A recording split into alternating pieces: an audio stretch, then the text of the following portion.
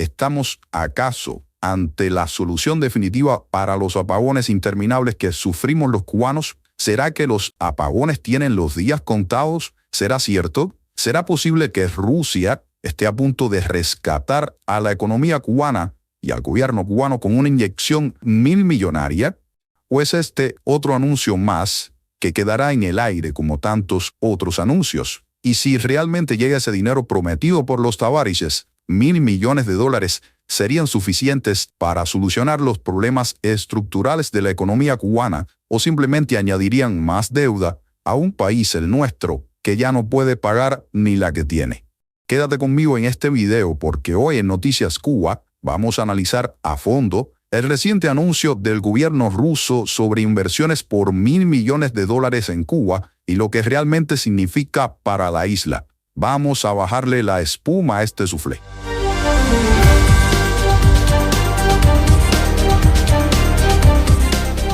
Esta semana, durante la visita del presidente cubano Miguel Díaz-Canel a Moscú, el viceprimer ministro ruso Dmitry Chernyshchenko anunció que empresarios rusos invertirán más de $1.000 millones en la economía cubana.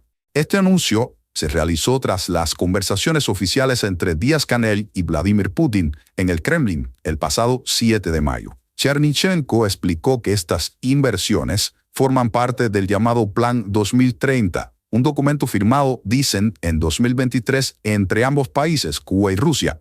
Según el funcionario ruso, el gobierno de Putin utilizará un mecanismo especial para subsidiar las tasas de interés a empresarios rusos que inviertan en Cuba, principalmente en sectores como el suministro de energía eléctrica, la agricultura y el alumbrado. El viceprimer ministro ruso también destacó que estos fondos ayudarían a Cuba a ser independiente, dicen, y alcanzar soberanía en todos los sentidos, calificando al gobierno cubano como un socio confiable, que tiene capacidad de pagar, dicen, por los créditos estatales y proyectos contraídos en los últimos años con Rusia.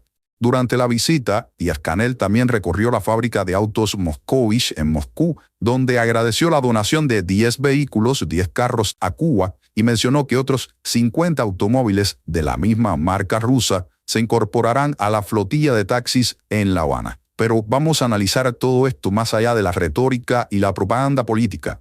¿Es realmente Cuba un socio tan confiable como afirma Chernyshchenko? La historia reciente nos cuenta otra historia.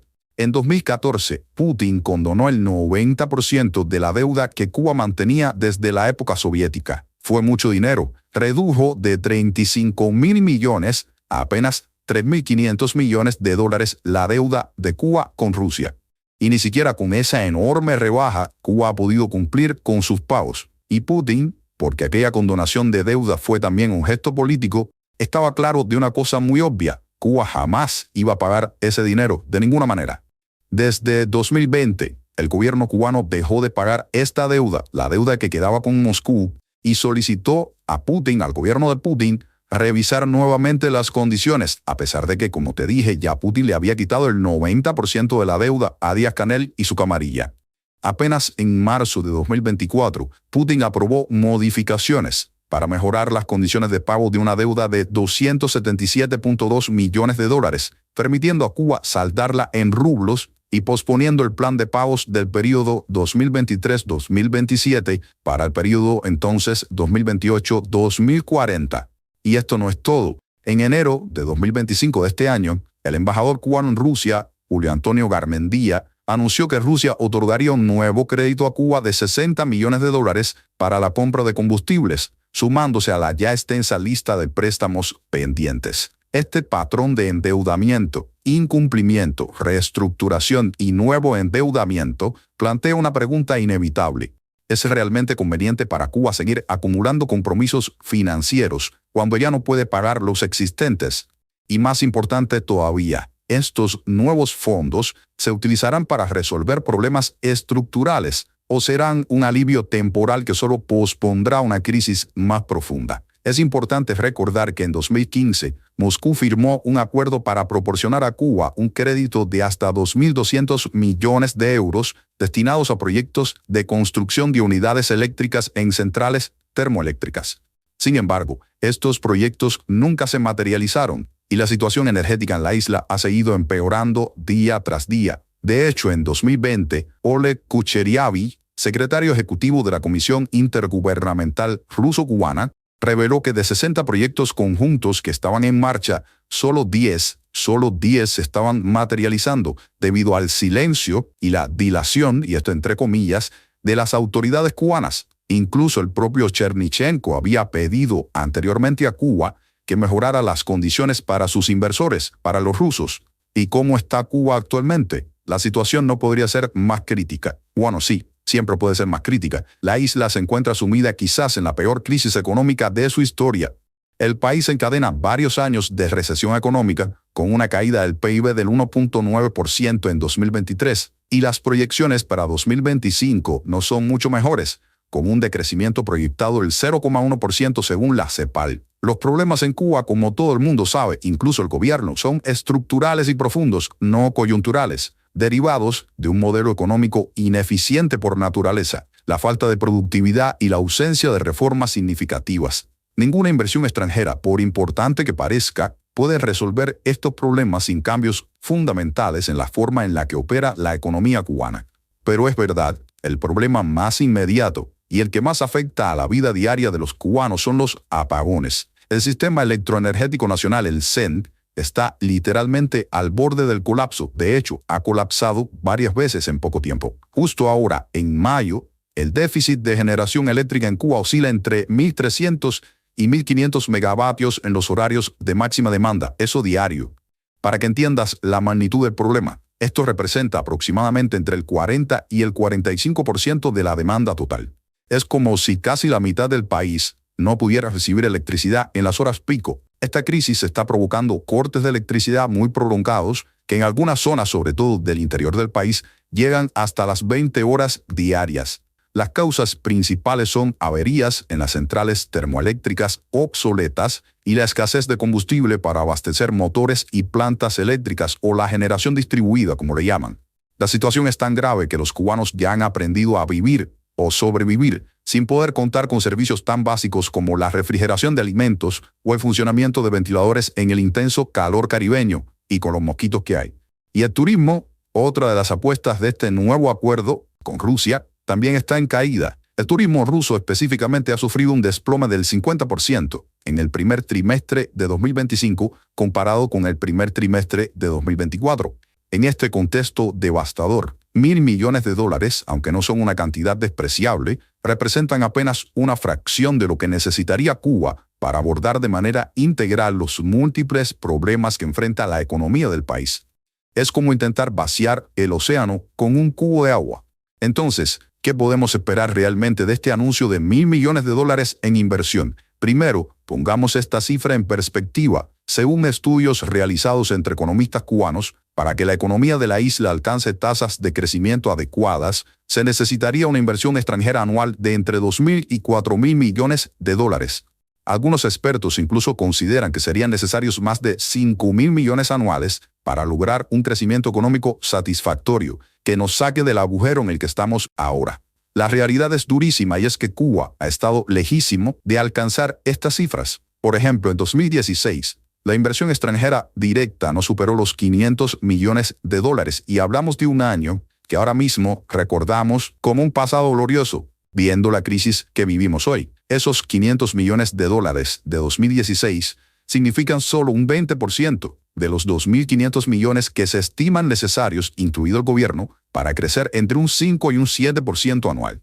Cuando le preguntaron al ruso Chernichenko sobre la inmediatez de las soluciones para Cuba, su respuesta fue reveladora: queda un trabajo duro por hacer, poco a poco. Es imposible lograr las cosas de inmediato, por arte de magia. Hay que trabajar duro. Esta nueva promesa rusa tiene varios aspectos cuestionables. Primero, no se trata de dinero que el gobierno ruso entregará directamente a Cuba, sino de incentivos para que empresarios rusos inviertan en la isla.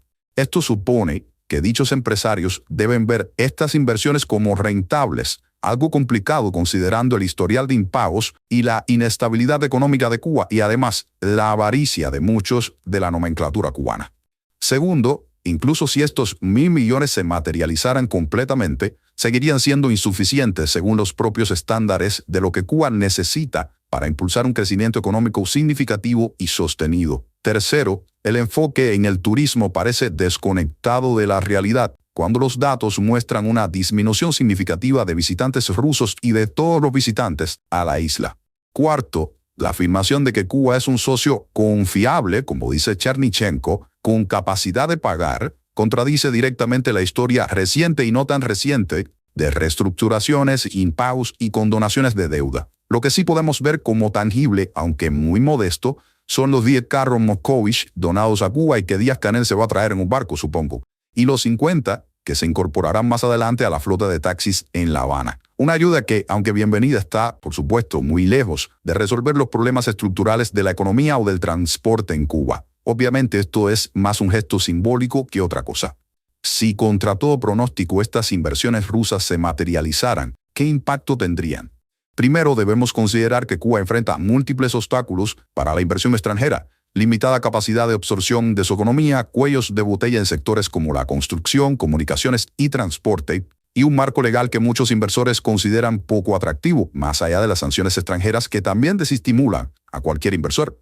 Estos factores han limitado históricamente la efectividad de las inversiones extranjeras en la isla. En el mejor de los casos, estos 1.000 millones rusos podrían ayudar a estabilizar parcialmente el sistema eléctrico, reduciendo la frecuencia y duración de los apagones. Pero incluso así, estamos hablando de un proceso largo que no ofrece soluciones inmediatas para un pueblo que ya está al límite de su paciencia y de su vida. Para poner esto en perspectiva, diversos cálculos independientes estiman que para revitalizar completamente el sistema electroenergético de Cuba, se necesitaría una inversión en el rango de 8.000 a 10.000 millones de dólares.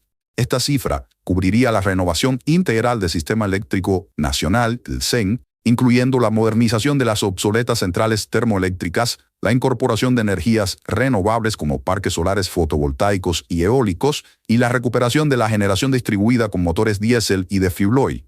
Como ves, los 1.000 millones anunciados por Rusia, aunque significativos, representarían apenas entre el 10 y el 12,5% de lo que realmente se necesita para resolver solo la crisis energética en Cuba. No hablemos de otras cosas. Las inversiones en agricultura podrían mejorar la disponibilidad de alimentos, otro problema acuciante en la isla. Sin embargo, sin reformas estructurales en el modelo de producción agrícola, cualquier mejora sería limitada y probablemente temporal. En cuanto al turismo, el objetivo de convertir a Rusia en uno de los principales emisores de turistas a Cuba, de un peso relativo parecido quizás al de Canadá, parece poco realista, dado los datos actuales y las tendencias del mercado. Recordemos que para impulsar realmente la economía, Cuba necesitaría una inversión extranjera anual sostenida de al menos el doble de lo que Rusia está anunciando por una vez. Y eso asumiendo que estos 1.000 millones se materialicen completamente.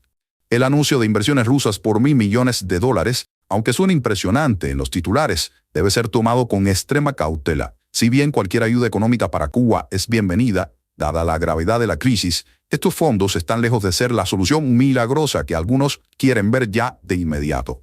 La historia reciente de las relaciones económicas entre Rusia y Cuba está llena de promesas no cumplidas y proyectos que nunca se materializaron. Y aunque esta vez los fondos llegaran en su totalidad, representarían apenas un pequeño porcentaje de lo que Cuba realmente necesita para abordar sus múltiples crisis en todos los frentes. Y más preocupante aún, esto tengo que decírtelo, es la posibilidad de que esta nueva financiación simplemente aumente la ya insostenible deuda externa de Cuba sin resolver los problemas estructurales que mantienen a la economía en una espiral descendente y continua.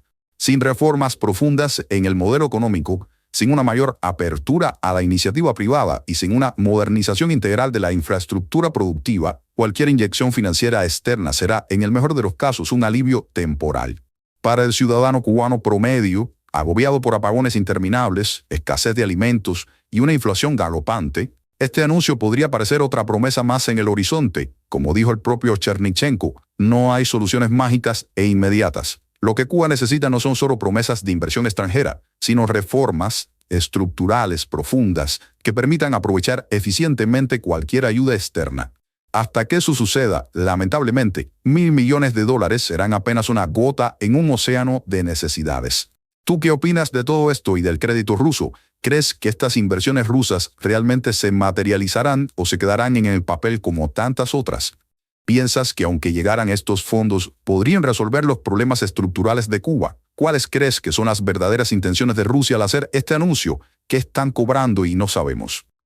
Déjame tus comentarios abajo y participa en esta conversación. Tu opinión es muy valiosa para entender mejor esta compleja situación actual.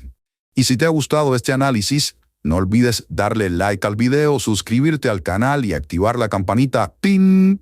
Para recibir notificaciones de nuestros próximos contenidos. Comparte este video con tus amigos, familiares, conocidos, para que más personas estén informadas sobre lo que realmente está pasando en Cuba y lo que podría pasar. Nos vemos en un próximo video de Noticias Cuba. Chao.